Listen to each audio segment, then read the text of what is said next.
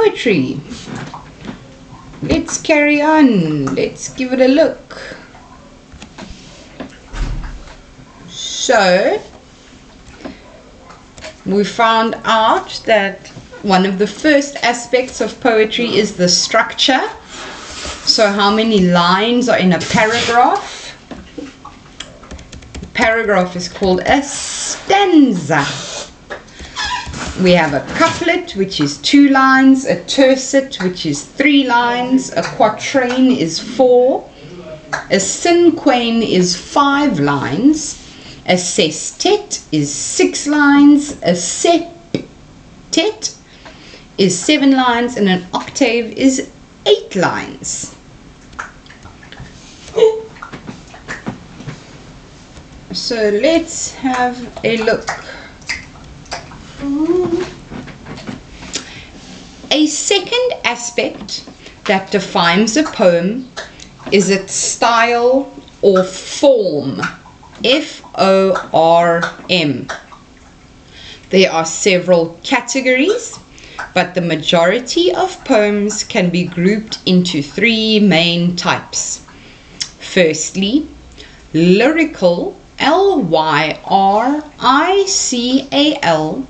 poems have only one speaker, not necessarily the poet, who expresses strong thoughts and feelings.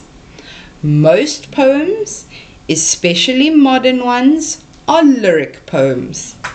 Subtypes that fit into this form include odes, O-D-E-S. An ode is addressed to someone or something. Elegies, E-L-E-G-I-E-S, or is it eulogies, honoring a deceased person. Sonnets, S-O-N-N-E-T-S, and haikus, H-A-I-K-U-S.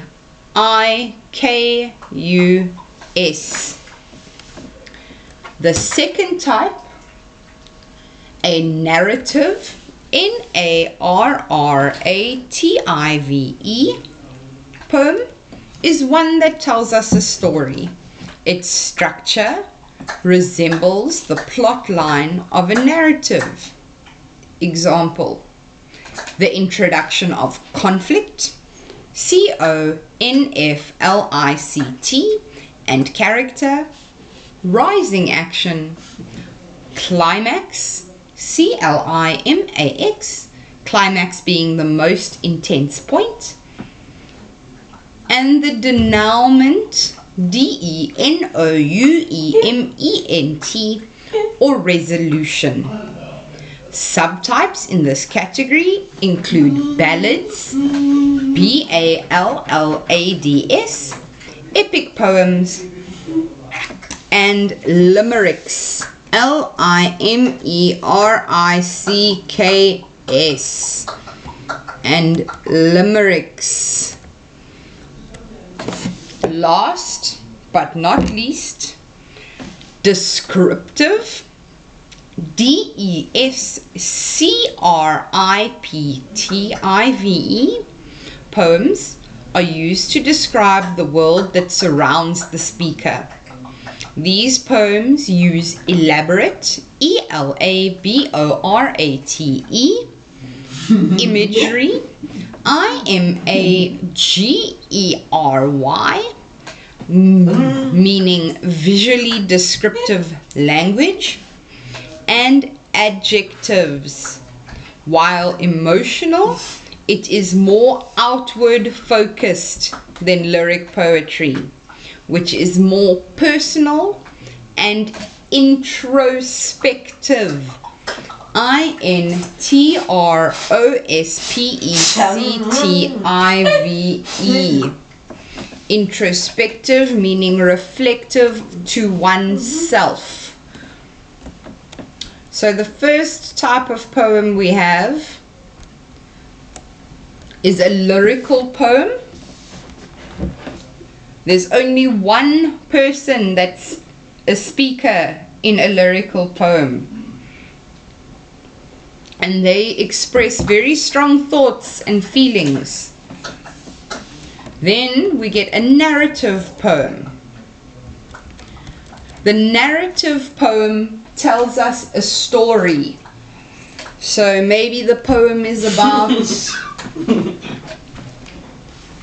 a boy and he lost his magic beans, and he had to go on a journey to find his magic beans, and then when he got to the big tree in the forest, there his beans were.